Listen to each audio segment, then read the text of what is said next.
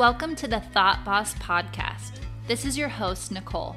I'm here to show you that all the help you need is already inside of you and that you're far more powerful than you give yourself credit for.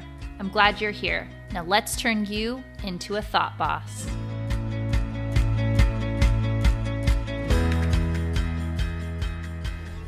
Hey, welcome back to the podcast. I'm excited for you to be here today. Thanks for listening. I love thinking about us just having a conversation. And today, the conversation we're having is about our parents.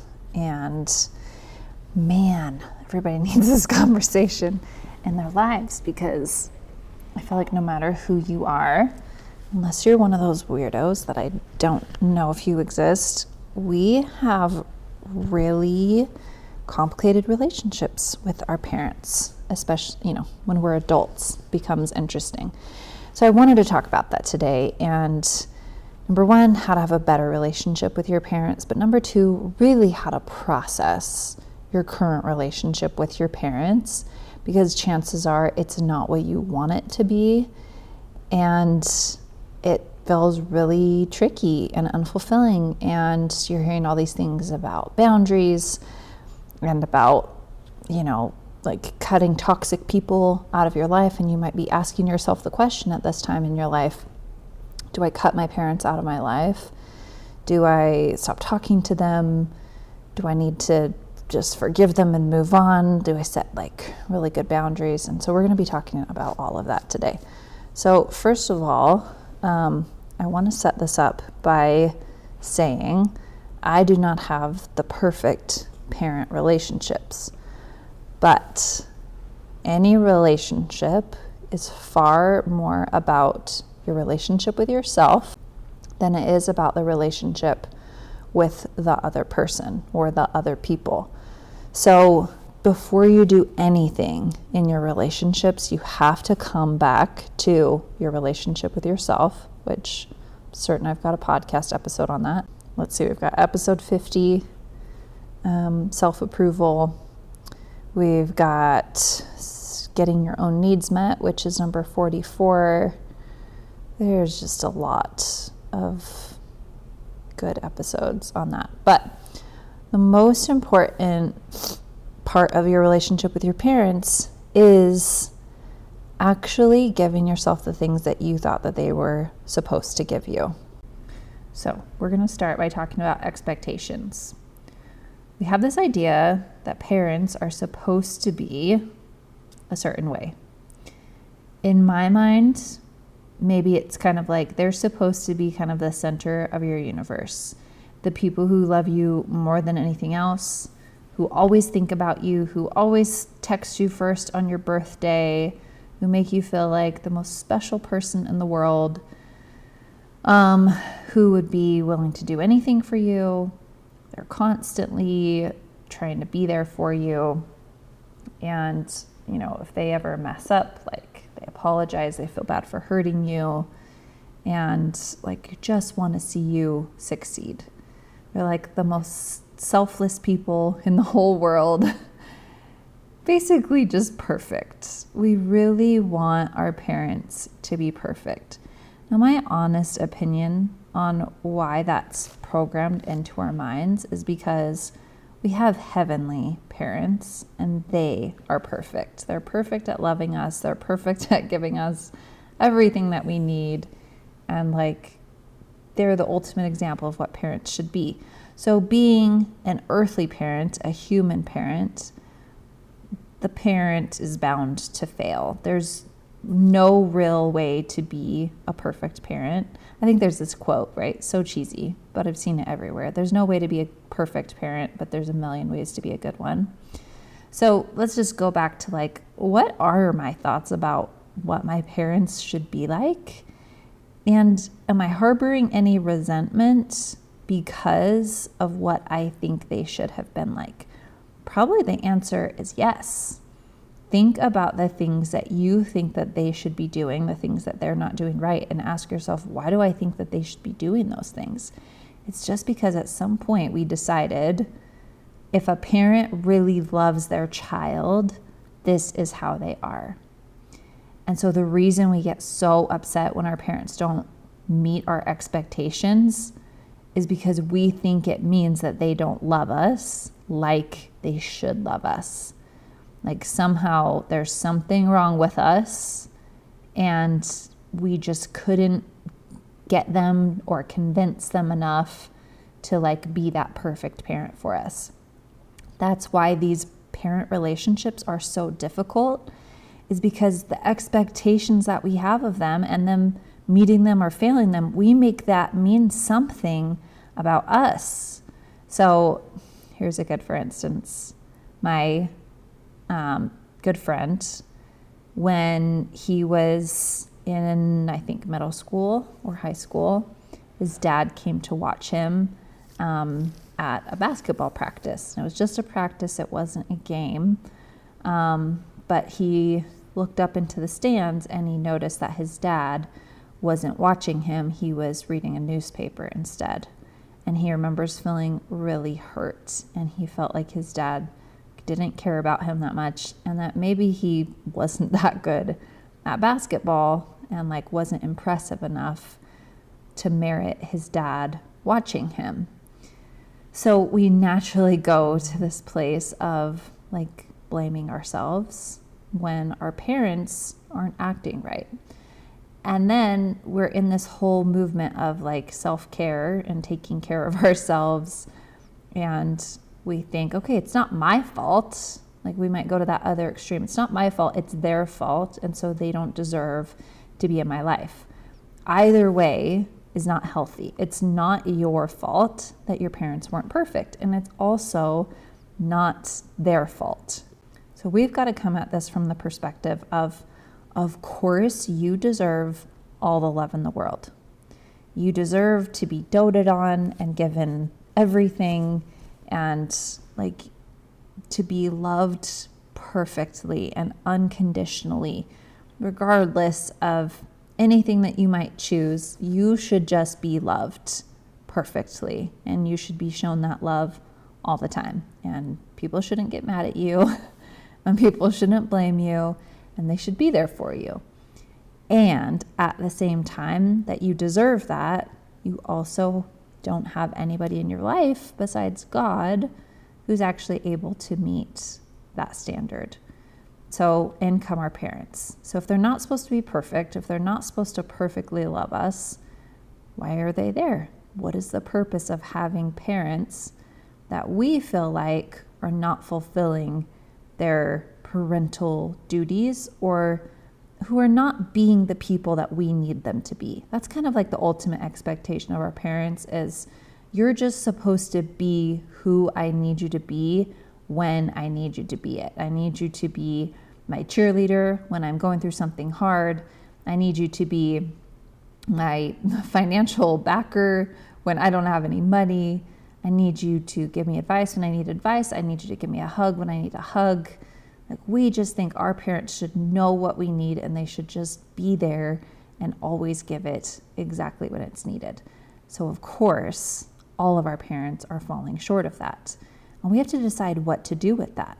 So first of all, we're going to decide it actually means nothing about me that my parents are human. My parents and their capabilities, their love, their gifts, the way that they communicate, it has nothing to do with how worthy of love I am. It has nothing to do with what I deserve. And it has everything to do with them being a human who's really not that much older than you, like maybe 20, 30, sometimes 40 years older than you. It's really not that long. They haven't had that much more experience being a human to be able to give you like that perfect love that you really want. So if you knew that you deserved all the love, and you knew that your parents were humans and were completely incapable of giving the love that you want and deserve to you, if they were incapable of that, where does that leave us with our parents? Well, that's what I'm going to help you with. Okay, so first, it's not your parents' job to make sure that your needs are met. When you were a kid, it was their job to make sure that you're fed, that you're safe, that you're clothed, and that you're going to school. And then beyond that, everything else is pretty much optional. Like, your parents' only job really is to keep you alive. I know that that seems really harsh and you might really disagree with that.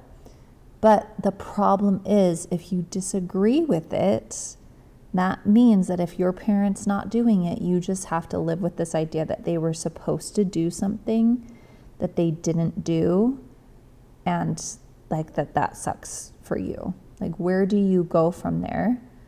If they were supposed to do something and they didn't do it, you just get to be resentful for your whole adult life. So, number one, your needs are not supposed to be met by them. They're actually supposed to be met by you. So ask yourself, what do I wish I was getting from my parents that I'm not getting? And how can I meet that need myself? If you wish that your parent would reach out more and like call you on the phone and ask you about your day, but they don't naturally do that, you could ask your parent, hey, will you call me more often? If you know that that's something that they're really good at.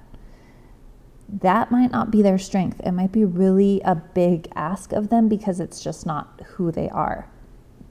But you could ask them, and let's just see what happens, see if it works. If it doesn't work, go to option number 2, which is find somebody who's already good at that thing, who's in your life, who would be interested in taking on that job, and just start texting them, just start calling them, just start asking them how was your day and see if it comes back. You have to believe that your needs are worth meeting and that it's possible that all your needs can be met, whether it's by somebody really close to you or a friend that you need to make. It's our job to meet each other's needs only when it's easy, only when it naturally comes to us. Asking someone to meet our needs who is not very good at it is a really hard way to get our needs met, and usually they won't be met. And then there's other needs that can't be met by other people, but they can only be met by yourself. So things like your own confidence, that can't come from your mom if she's not good at it. If she's not good at making you feel confident, stop asking her to make you feel confident by the way that she treats you. She's terrible at it. Stop asking her. Whether you're out loud asking her, we don't really usually do that, but like we're expecting her to do that when she can't really do that. Confidence is your job. You've got to go do the work. You've got to change your thoughts. You've got to hire a life coach. You've got to read some books and decide, I'm going to take this need into my own hands. There's tons of other needs that like we think other people are supposed to meet for us that we really have to meet ourselves. So number 2 is that we get to decide how much we want our parents in our lives. And it doesn't have to be a mean thing. We could just decide from a place of like, you know what? I think I get to decide how much I want all the people in my life. And I'm going to do that based on what I like to give, what I'm able to give, like my mental and emotional capacity and who I would like to give that to, and just where I want to spend my time. What if you just trusted yourself and you just trusted that the amount of time that you want to spend with them is okay and it's perfectly normal, and it would be okay if you spent less time and it would be okay if you spent more time, and neither of them are wrong. What if the amount of time or how much you have your parents involved in your life, what if it wasn't wrong? What if it just was supposed to be how you decide you want it to be? And then you took that into your own hands and you made it happen. Number 3 is that loving someone unconditionally, and by someone, I mean your parents, is one of the greatest gifts that you can give yourself. So this is where the roles get reversed a little bit. And we start to understand that maybe our parents need us more than we need them. And when we look at it that way, and we ask ourselves, what could I give to my parents instead of what aren't my parents giving me, we start to realize we have a lot more power over other people's feelings and other people's lives than we really think. And if you really love your parents, but you don't know how to get closer, and you think this is a relationship I already have and it could be strengthened, then just start by asking yourself the question, what do I think I have that I could give that my parents would really love to receive from me? Whether it's more time or a phone call or sending them a card or showing up on their doorstep, whatever it is, I think you have the answer. And it's such a gift to take a break from all of our thoughts about what we're not getting and just ask ourselves, is there anything I could do for my parents that would truly make them feel loved today? And then watch yourself work the magic. This is especially rewarding and fulfilling when you've done work on yourself to feel good, and then you're able to just really freely give to your parents or anybody without any expectation of return, without having any strings attached, just thinking, I love these people, so I'm going to give them something. And notice how your brain is going to want to say, all right, and now they're going to need to be nicer to me, or maybe they'll invite me over more often, or maybe they'll give me some more money. Our brain always wants to get something out of it, but it feels so much better to say, I don't need anything from them. I don't need anything, but what could I give?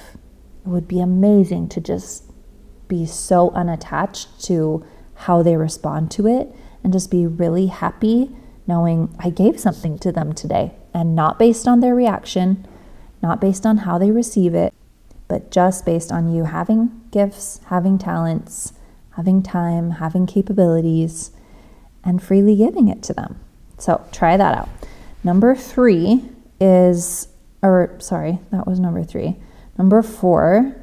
your parents' job is not what you think it is. Your parents' job, now that you're an adult, is to just be themselves. So who are they really? What are they capable of? What do they naturally do? Whatever it is, that's their job, to keep doing it. To do things badly, to do things well. Other people's job is just to be themselves. So what if you dropped all expectations of them and you just let them be themselves?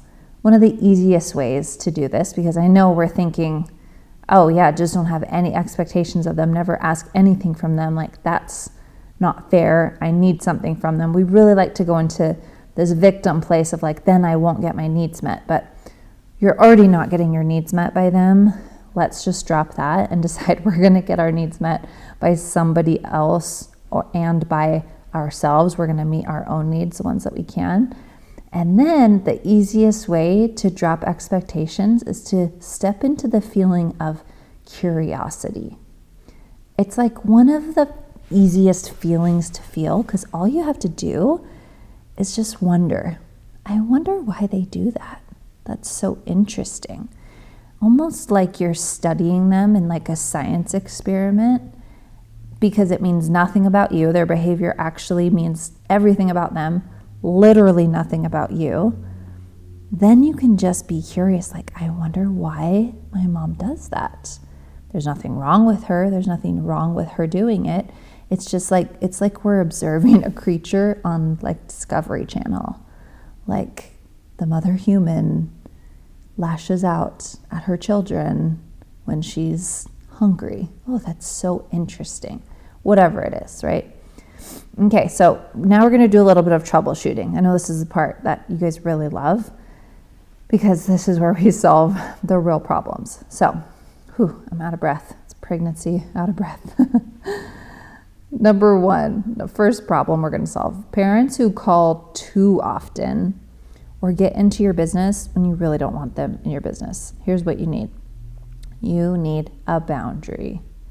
Here's what that boundary would look like. Mom, I know you love me so much. I just can't be on the phone with you all the time. Or I just can't like go out to lunch with you every day, or you can't stop by all the time. And then you actually have to enforce that boundary by not answering the phone, not answering the door, telling your mom, sorry, I can't go to lunch today. How about we go this other day? Boundaries are meant to be set with love. They're not doing this on purpose. They're not getting into your business because they want to annoy you and because there's something wrong with you or there's something wrong with them. This is just like their idea of the kind of mom that they want to be right now. But if it doesn't fit with your lifestyle or your comfort level, it's okay to just decide, yeah, that's not really for me. I don't think I want to talk to my mom on the phone every single day. Now we'll go to the opposite of that. But for right now, it's okay. You give yourself permission. I give you permission to set boundaries that keep you emotionally and mentally healthy. Good fences make good neighbors. Good boundaries make good relationships. When we have boundaries, it says, I love me and I love you and I want to do what's best for our relationship. That's what a boundary means. This isn't, I hate you so much, get out of my life, you're the worst, I never want to see you again. Now, your mom or dad could take it that way. You're probably already thinking, yeah, I know she's not going to be happy about me setting up this boundary. Your job is to set it with love. Mom, I love you so much. I feel like I'm spending too much time on the phone with you though, because I have a lot of other things to do. I think I'm only going to be able to talk to you like once a week. Is that okay? Mom's probably not going to like it. If she's probably not going to like it unless she's super emotionally healthy. She's probably not going to say, oh gosh, sweetie, I totally understand. That makes so much sense. Of course. Let's just set a chat date for like Thursdays at 5. She's not going to say that. Most likely, she's going to say, don't you love me? What's wrong? Like, did I do something wrong? Did I say something wrong? I just want to know what's happening in your life. I just want to be involved. And you're going to feel really guilty because our moms usually pretty good at knowing us, which means we're easier to emotionally manipulate. And that's just what they've learned to do, maybe, possibly, if this is your mom. And your job is to remind yourself, it's not my job for her to like the boundary. It's just my job to enforce the boundary. And even if she says I don't like it, I know that I'm going to be healthier and happier, which is going to make our time together better. And I'm going to let her feel upset about this. It's the hardest part because we don't want to make our moms upset. We've spent our whole lives trying to make sure our moms are not mad. And that's how they become very manipulative, is they know that, like, if they're upset, you're going to change what you're doing because they've spent their whole lives training you. If mom's not happy, you're not going to be happy. I'm not saying my mom is like this, but I remember hearing this quote, if mom's not happy, nobody's happy. And I was in my bracelet making era when I was 10 or 11. I made this keychain for my mom that said, if mom's not happy, nobody's happy. And I didn't realize back then that that could feel so offensive and so rude. I thought it was like this nice gift from my mom. I don't know if she kept it, but she did a good job of accepting it without getting upset. But that holds true in a lot of families. If mom's not happy, nobody's happy. And I'm just here to say it's wrong. I'm here to say your mom can be upset. She's just another human who's having a human experience, a human life, and some things are not going to go our way. And it's perfectly fine for us to not like it. Like, it's okay for your mom not to like it when you set a boundary, and it's okay for you to not change the boundary. Be like, yeah, I guess that probably would suck if you're really used to calling me all the time, and I'm now telling you, like, I can't answer the phone that much. I totally get that. Like, that's really hard. And I love you so, so much, Mom. Well, I'm just really sad. I just don't know how you can do this to me. I know, Mom, it's tough, isn't it? You let her misunderstand your intentions. You have to let her. This is with any boundary. Don't go back and say, oh, am I being too harsh? Am I being too mean? Am I doing the wrong thing? No, it's your job to set up healthy boundaries. It's your job to tell people what you are and aren't comfortable with. It's your job to make sure that you have people and things in your life that fit with your schedule and your lifestyle, and you are the one who has to communicate that. It's not her job just to know I should only call once a week and chat for 8 minutes, or she wants me to call more often. It's not her job to know, or anybody else's job, or your dad's job. It's your job to go get what you need, and it's also your job to say, I need less of that, and to set up that boundary and to enforce it. I know you guys are going to want more on this, but for now, that's what we're going to say. So, the next situation. If your parent is really distant, or your parents are distant, or your parental figure feels distant and you want them closer, I need you to ask yourself, do I want them in my life more than they are currently in it? If the answer is yes, first ask yourself, why? Why do I want them in my life more? If the answer is I just love them, like they're so wonderful to be around, the simple response or the simple solution to this is invite them over more often. Invite them to do things more often. They might not be able to say yes, and that's okay, but also maybe they will. What if they do? What if a better relationship is just like one question away? Like, do you want to come over for Sunday dinners? You don't know their availability and what they can do until you ask. And so if you want them closer in your life, invite them into your life. If you asked yourself, why do I want them closer? And the answer was, because I just need somebody to love me, or like, I think it would just feel better, or I want to be like so-and-so whose parents are really close. I want you to go back to your relationship with yourself, because we might be looking for our parents to fill a hole in our lives that only we can fill. This self-acceptance, this trusting ourselves, like there's some work that needs to be done here, and it's work that your parents can't do. In any case, I would recommend to everybody, if you have parents who are, for the most part, kind, easy to be around, lovely people, invite them into your life more. What can you do to invite them in more? What can you invite them to?